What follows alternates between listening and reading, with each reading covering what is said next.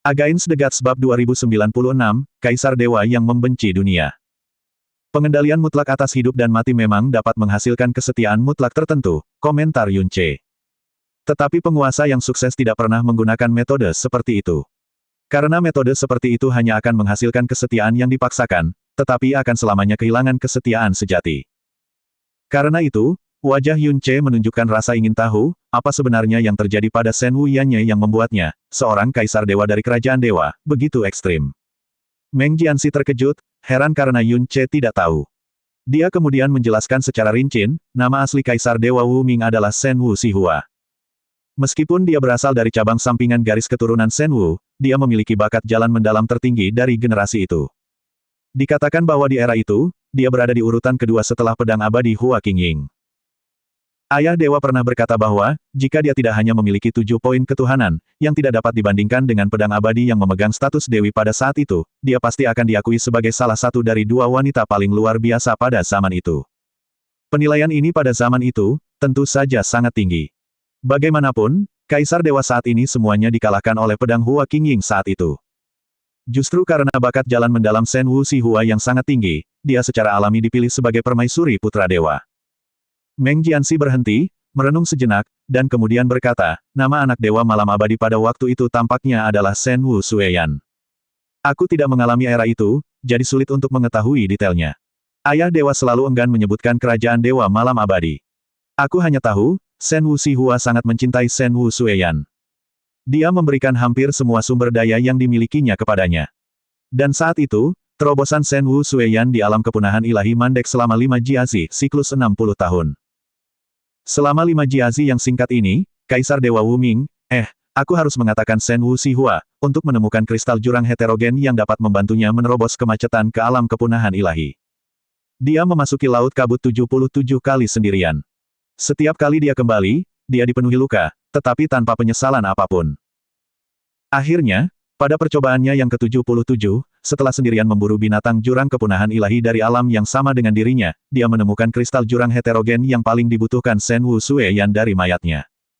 Itu adalah tahun kedua setelah itu, Shen Wu Xueyan berhasil menerobos ke alam kepunahan ilahi, menyebabkan seluruh kerajaan ilahi malam abadi merayakannya. Ketika ayah dewa menyebutkan masalah ini, dia menghela napas panjang.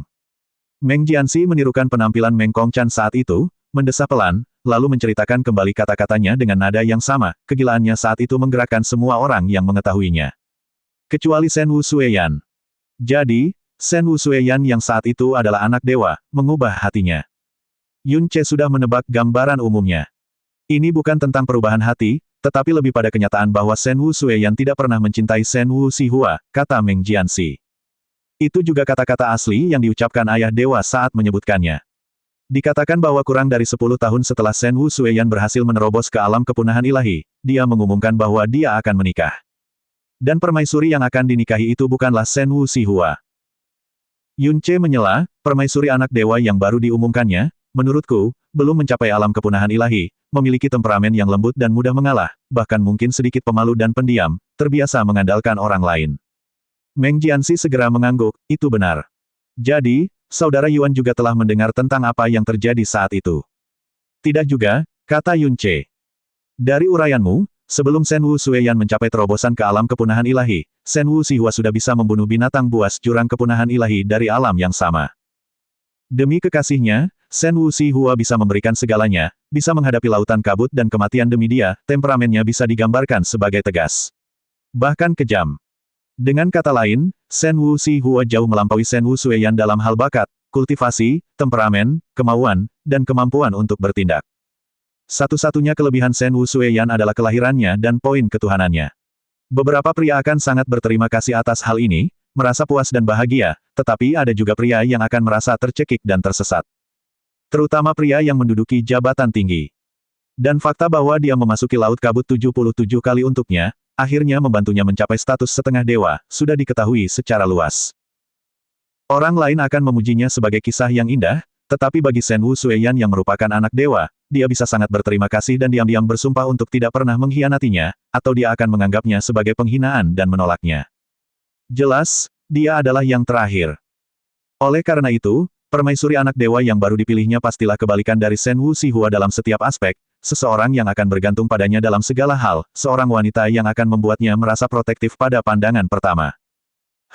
Mungkin dia tipe yang baru saja aku gambarkan. Begitu. Meng Jianxi mengangguk mengerti. Kebenarannya memang seperti yang dikatakan saudara Yuan. Permaisuri anak dewa yang baru dipilih Shen Wu Sueyan berasal dari cabang sisi yang lebih terpencil. Dari segi kelahiran saja, menjadi permaisuri anak dewa hanya bisa dikatakan sangat langka. Jadi, kata Yun Ce, bagaimana reaksi Shen Wu Xihua? Meng Jianxi menceritakan, dikatakan, dia mengalami gangguan emosional dan menangis, namun Shen Wu Sueyan tetap tidak tergerak. Kaisar dewa saat itu, takut bahwa dia akan melakukan sesuatu yang akan kehilangan muka, bahkan mengusirnya.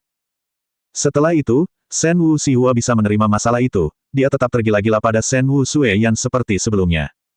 Dia masih bersedia melakukan apa saja untuknya, dan bahkan memperlakukan permaisuri anak dewa yang baru dengan sangat baik. Dia berkata bahwa tidak apa-apa meski dia tidak bisa menjadi istrinya, tidak menjadi selirnya, tetapi dia hanya meminta Shen Wu Sueyan untuk tidak mengusirnya. Wanita yang menakutkan, pikir Yun Ce dalam hati.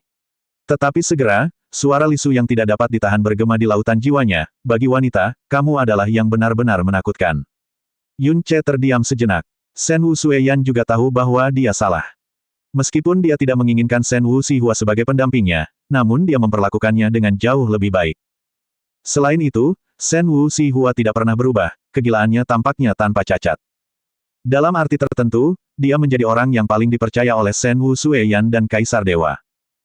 Yun Ce tidak perlu mendengar sisanya, dan berkata langsung, jadi pada akhirnya, Shen Wu Xihua merebut sumber ilahi ketika Shen Wu Sueyan menerima warisan dewa sejati. Ya, Meng Jianxi mendesah dalam-dalam.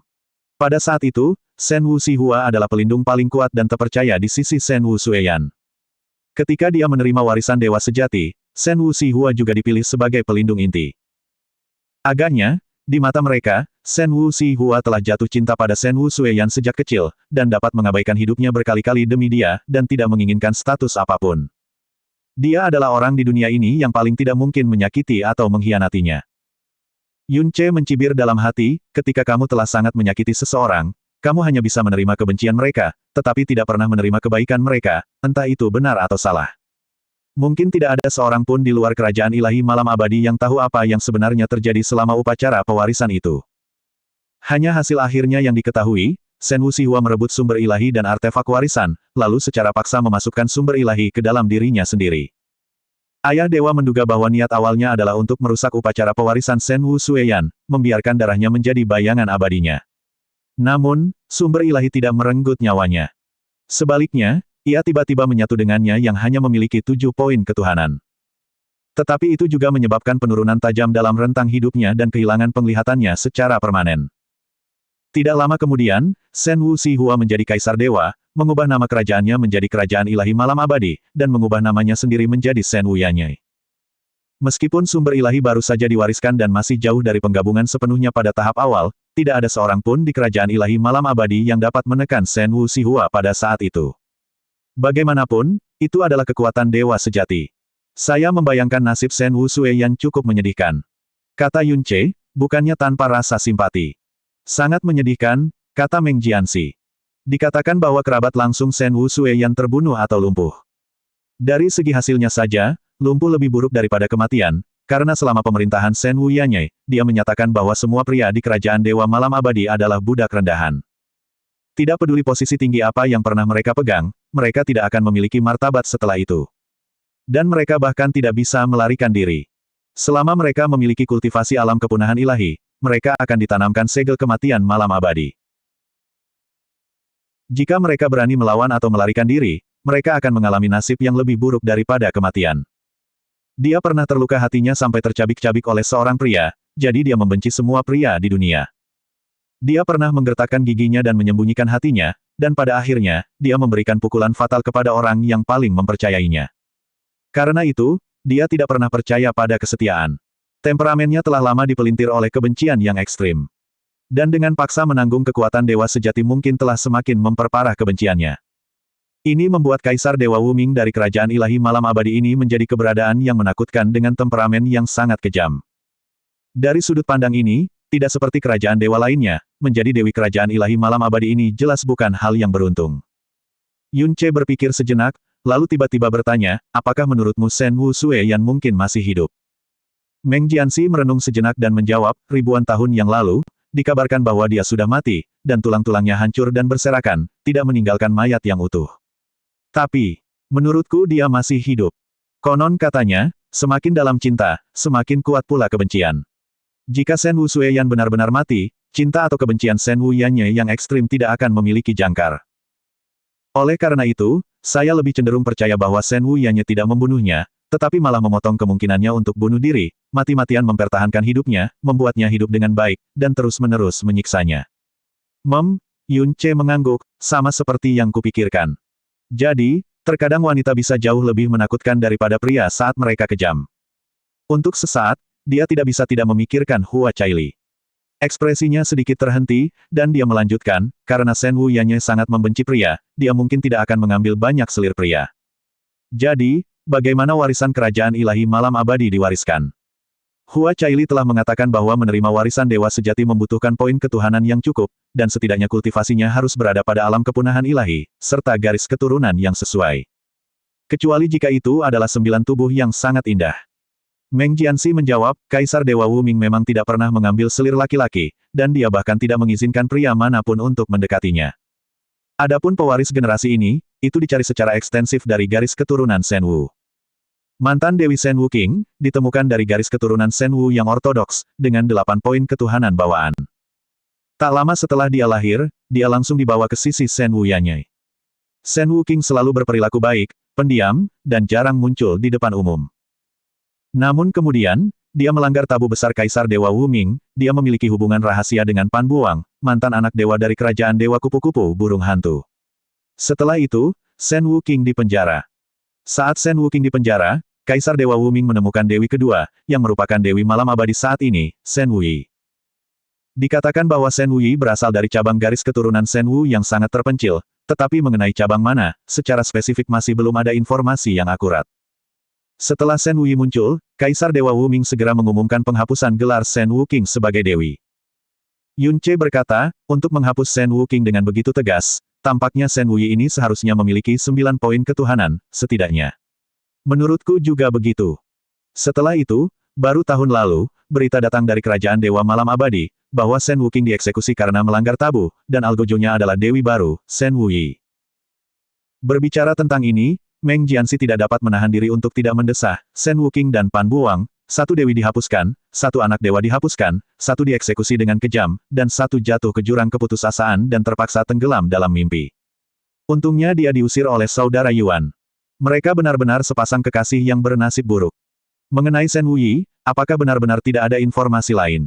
Tanya Yun Ce. Meng Jianxi berpikir sejenak, ada rumor aneh, tapi itu pasti salah. Katakan padaku. Meng Jianxi berkata, rumor itu mengklaim bahwa, ketika Shen Wuyi pertama kali tiba di bawah Kaisar Dewa Wu Ming, dia hanya berada di puncak alam Master Ilahi. Dan sekarang, hanya dalam 20 tahun, kultivasinya telah mencapai tingkat kelima alam kepunahan ilahi. Yun Ce. Meng Jianxi menggelengkan kepalanya sambil tersenyum, ini, tentu saja tidak mungkin. Seperti yang diketahui oleh Aula Anak Dewa 9 Cahaya, melewati 7 tingkat alam kepunahan ilahi dalam 2400 tahun sudah menjadi anak dewa nomor 1 yang tak terbantahkan di dunia saat ini. Di era sebelumnya, Dewi Pedang Hua Qingying langsung berpindah dari alam kepunahan ilahi ke alam batas ilahi hanya dalam 1000 tahun, yang bahkan mengejutkan tanah suci dan bahkan memberinya penilaian tertinggi. Jika ada orang di dunia ini yang dapat mencapai dewa sejati dengan tubuh fana, itu hanya Hua Qingying. 20 tahun dari puncak alam master ilahi hingga pertengahan alam kepunahan ilahi. Meng Jianxi juga merasa bahwa setiap kata yang diucapkannya sangat tidak masuk akal, bagaimana monster seperti itu bisa ada di dunia. Aku tidak tahu dari mana rumor tidak masuk akal ini berasal, dan rumor itu sebenarnya diterima oleh 9 istana mendalam. Yun Ce merenung cukup lama, lalu tiba-tiba mengganti topik pembicaraan, apakah istana surga mendalam terlibat dengan klan naga? Hati Meng Jianxi dipenuhi dengan keraguan, tetapi dia tidak banyak bertanya dan menjawab langsung, pengikisan debu jurang pada klan binatang jauh lebih besar daripada ras manusia. Klan naga telah menghabiskan semua upayanya untuk bertahan hidup sampai sekarang tanpa dimusnahkan, dan pasti tidak punya waktu untuk peduli dengan hal-hal lain, jadi sangat sedikit perhatian yang diberikan pada informasi dari sisi itu. Yun Ce berkata, Ratu Naga di klan naga, apakah kamu punya kesan? Ratu Naga. Meng Jianxi mengerutkan kening sambil berpikir, lalu tiba-tiba menyadari, mungkinkah orang yang dimaksud saudara Yuan adalah gadis naga berwajah bekas luka, Long Si. Aku kebetulan tahu bahwa gadis naga ini pernah menampakkan dirinya dengan menggunakan nama Ratu Naga.